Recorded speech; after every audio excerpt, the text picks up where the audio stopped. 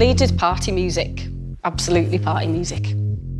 The scene's very family oriented. It's more a social point of people's lives when they come to Leeds.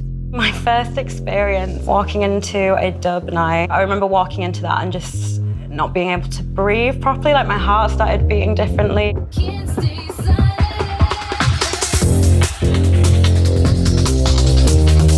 Growing up as a kid around Leeds, I'd come to Hyde Park and the culture was just like flourishing with house parties. Turn up on a Friday night and I'd just come to the area and then I'd just listen out for a party. It wasn't about just the music, it was also about the technical and mechanical sides of things. We wanted something more than just DJing, so we thought naturally we'll do some research, we'll buy our equipment and we'll start off with a home-brew sound system and see how it goes. We do student house parties mainly, and we bring a sound system. It can be ever-changing for that perfect frequency. When people come to Leeds and they see what's going on, they want a piece of it. They'll gain a DIY mentality. And then other radio stations started to come about, like KMAR, which are like internet-based radio stations. What's happening Leeds? What's happening Planet Earth? You're listening to KMAR Radio. Everybody was starting record labels. There were already lots of venues in Leeds. So I felt like the one thing that was lacking that could tie everything together in my dreams was a radio station. It feels to us as if we are here in Leeds rather than just existing in the cyber world somehow. The four of us don't make a penny out of it. It's definitely been a labour of love at times. You know, the whole point of KMAR, I guess, is to give something back to the community. Yeah, we're all quite varied. Like, there's about 10 of us in the collective at the moment. It's a non-cis male collective of DJs and people working within the music industry.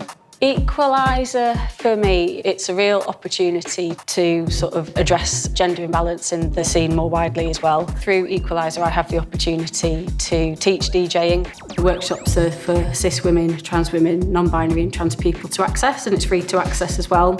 That was a big thing. It's being able to go out and if there's a back-to-back, we can walk up and go on the deck so that they've got a safe space and they can kind of come into music.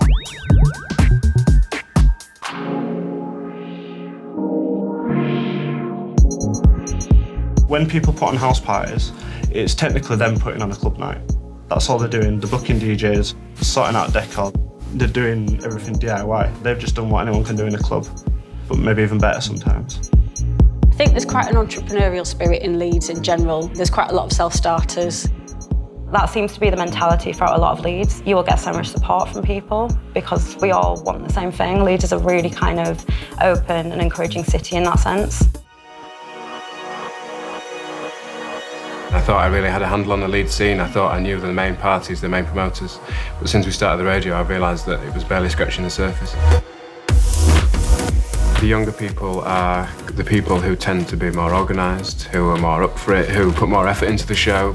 Their energy is infectious. The end goal for us is to have complete equal spaces where we can have every single person, trans, non-binary, cis man, cis woman, all in one space and enjoying that. I think there's a lot of work to do across the whole of the UK. We've got a lot of passion for the music and each other. It's never a competition. It's always doing it together and making things better for the whole of the Leeds scene. Leeds will definitely have somebody doing something along the lines of house parties in Leeds 5, 10, 20 years. There'll always be somebody doing this.